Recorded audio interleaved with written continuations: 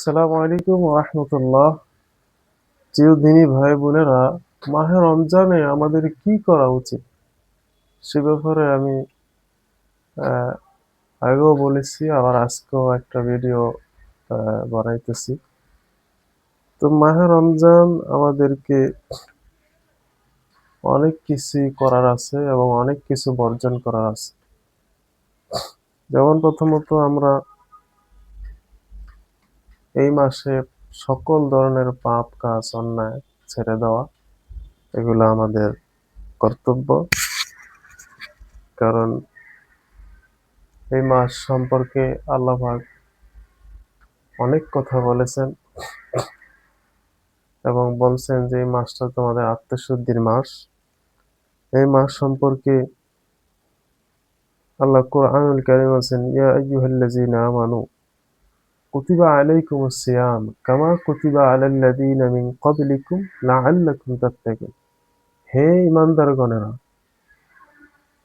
তোমাদের উপরে সিয়াম ফরজ করা হয়েছে যেমনি করে তোমাদের পূর্ববর্তী পুরুষদের উপরে ফরজ করা হয়েছিল, যাতে করে লাআল্লাকুম তাত্তাকুন, তোমরা মুত্তাকি হতে পারো, আল্লাহ ভীরু খোদা ভীরু হতে পারো।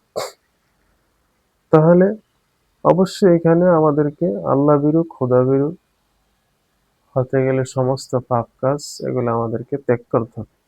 নাম্বার 2 হচ্ছে আমাদেরকে অধিক পরিমাণ দোয়া করতে হবে। অধিক পরিমাণ দোয়া আমাদের ভাগ্যকে পরিবর্তন করতে পারে এবং আমাদের জীবনকে চেঞ্জ করে দিতে পারে। তো অধিক দোয়া দোয়া কোন সময় করবেন? রমজানে বিশেষ কিছু সময় রয়েছে যে সময়ে দোয়া করলে দোয়া অবশ্যই কবুল হয়।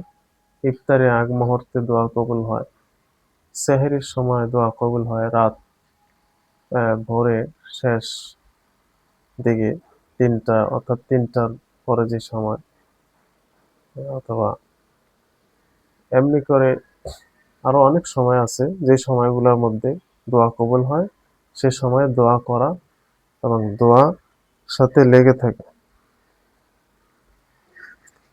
তার উপরে 3 নম্বর যে পয়েন্টটা আছে সেটা হচ্ছে মিথ্যা কথা ও কাজ পরিহার করা। মিথ্যা কথা ও কাজ পরিহার করা। মিথ্যা কথা এগুলা যদিও আমাদের জীবনে অনেক ছোট ছোট আমরা ভাবি, কিন্তু এগুলো অনেক বিশাল আকার, অনেক ভয়ঙ্কর ধারণ করে। তো এই মিথ্যা থেকে আল্লাহর কাছে পানা চাই, আমরা পানা চাবো যাতে মিথ্যা কথা আমাদের বলা না লাগে এবং মিথ্যার উপরে যাতে আমাদের ভিত্তি স্থাপন না হয় সেদিকে আমরা খেয়াল রাখবো। মাহে রমজান মাস আত্মশুদ্ধির মাস, সকল মিথ্যা কথা থেকে ফারেক থাকা লাগবে, তাহলে আপনার সিয়াম সাধনা পরিপূর্ণ হবে। মিথ্যা প্রপাগান্ডা, মিথ্যা কথা প্রচার, মিথ্যা কথা নিয়ে বাড়াবাড়ি পারাবাড়ি গুলা থেকে দূরে থাকতে হবে। এক কথা মিথ্যা কথা বলাই যাবে না, এটা অনেক বড় কবিরা গুনাহ মিথ্যা কথা বলা। তারপরের পয়েন্ট হচ্ছে অশ্লীল ঝগড়া বিবাদ পরিহার করা।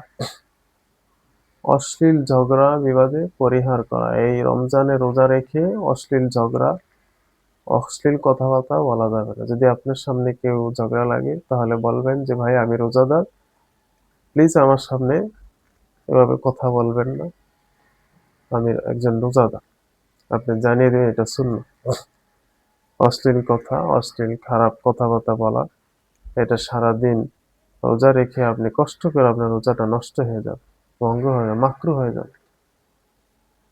ফাও ফাও ওয়াশ থাকলেন, যেরকম করে কেউ রোজা রেখে অশ্লীল কথাবার্তা ছাড়তে পারলো না, গালাগালি গিবত শেখার থাকতে পারলো না, সেজন্য সারাদিন উপবাস থাকলো, কোনো সোয়াব তার হলো না। তারপরের পয়েন্ট তারপরের পয়েন্টটা হচ্ছে ভালো কাজের পরিমাণ বাড়িয়ে দেওয়া। এই মাসে ভালো কাজ বেশি বেশি করা, কারণ ভালো কাজের আদেশ দেওয়া, ভালো কাজ করা এটা অনেক বড় ইবাদত। আর এই মাসটাই এসেছে ভালো কাজের জন্য। ভালো কাজ কিভাবে করতে হয়, কিভাবে আঞ্জাম দিতে হয়, ভালো কাজের কিভাবে প্রতিদান পাওয়া যায় সেটাও আল্লাহ এই মাসে দেখিয়ে দিয়েছেন, শিখিয়ে দিয়েছেন, এবং ভালো কাজ করলে কি ফল হয় সেটাও আল্লাহ জানিয়ে দিয়েছে। তারপরে পয়েন্ট হচ্ছে অধিক পরিমাণ ইস্তেগফার করা।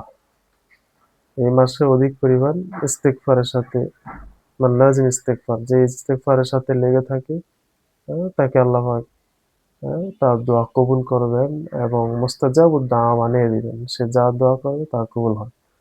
তার রিজিক টেনশন দূর হবে, পেরেশানি দূর হবে, অভাব দূর হবে। ইস্তেগফারের অনেক ফজিলত বরকত আছে, সেটা আপনারা পরে জেনে নিতে পারবেন। তারপরে পয়েন্ট হচ্ছে রোজাদারকে ইফতারি করানো। এটা অনেক বড় একটা ইবাদত। রোজাদারের কে ইফতারু করানো, এটা অনেক বড় সওয়াবের কাজ। যেমন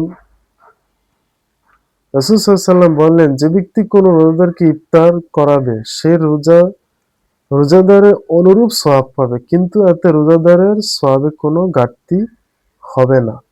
সুবহানাল্লাহ। আপনি ভাবছেন যে আপনি তাকে ইফতারি করাইবেন, সে আমি ইফতারি করায় সওয়াব নিয়ে যাবে, আমি সওয়াব না। আপনার কাছে যেটা সম্ভব না সেটা আল্লাহর কাছে সম্ভব। আপনাকে আল্লাহ পাক এরকম সওয়াব ডাবল দেওয়া আল্লাহর কোনো কষ্ট হবে না এবং কৃপণতাও নেই। সুতরাং আপনি কেন এই কথা বলবেন যে একজনকে ইফতারি করায়া সে সওয়াব নিয়ে যাইতেছে? আপনিও পারলে ইফতারি করান। এই সওয়াবের কাছ থেকে আমরা কেন বঞ্চিত হব? এটা অত্যন্ত গুরুত্বের বিষয় এবং এটা গুরুত্ব দিয়ে আমরা পালন করতে হবে। মুসাফির, পথিক, অসহায় মানুষদের পাশে ইফতারি নিয়ে যাইতে হবে, ইফতারি দিতে হবে এবং কেউ যাতে ইফতারি দেয় সেজন্য উৎসাহ করতে হবে তাকে, মসজিদে, মাদ্রাসায়, সব জায়গায়, যাতে আমরা ইফতারি দিতে পারি ফি সাবিলিল্লাহ। আল্লাহ রোজাদারকে ইফতারি করানো এটা অনেক বড় সওয়াবের কাজ। লাস্ট যে পয়েন্টটা সেটা হচ্ছে বেশি বেশি কোরআন তেলাওয়াত করা। কারণ আল্লাহ পাক বলছেন, শাহরু রমাদান আল্লাযী উনজিলা ফীহিল কুরআনু হুদাল লিন-নাস ওয়া বায়্যিনাতিন মিনাল হুদা ওয়াল ফুরকান। রমজান মাস যাতে কোরআন নাজিল করা হয়েছে মানুষের জন্য হেদায়েত স্বরূপ এবং হেদায়েতের স্পষ্ট নিদর্শনাবলী ও সত্য মিথ্যা পার্থক্য রূপে এই কোরআন নাজিল হয়েছে। সুতরাং আপনি যদি সত্য মিথ্যা যদি না চিনেন, মাহে রমজানে কোরআন নাজিল করছে আল্লাহ পাক স্পষ্ট দলিল সহকারে, সত্য কোনটা মিথ্যা কোনটা সেটা জানতে হলে আপনাকে অবশ্যই কোরআন পড়তে হবে, কোরআনের উপরে জ্ঞান থাকতে হবে। বেশি বেশি কোরআন পড়বেন, বাংলা তরজমা দেখবেন, প্রথমে সহি করার চেষ্টা করবেন। মক্তবে মাদ্রাসায় যেখানে কোরআন শিখায় সেখানে যে শিখতে হবে। কোরআন শিক্ষার নলেজ নিজেকে নিতে হবে, নিজের ছেলে সন্তান, আহাল পরিবারকেও কোরআনের সহি করা পড়ার জ্ঞানটা তাদেরকে দেওয়া, এটা আপনার উপরে ফরজ। কারণ কোরআন সর্বপ্রথম কোরআনকে সহি করে পড়তে হবে, কোরআনকে শিখতে হবে, তারপরে অন্য নলেজ অর্জন করলে কোনো সমস্যা নেই। এজন্য কোরআনকে পড়তে পারা, কোরআনকে শেখা এটা অনেক বড় ইবাদত, অনেক বড় নিয়ামত। আল্লাহ পাক আমাদেরকে সেই তৌফিক দান করুক। সবাইকে অসংখ্য ধন্যবাদ। আসসালামু আলাইকুম ওয়া রাহমাতুল্লাহি ওয়া বারাকাতুহু।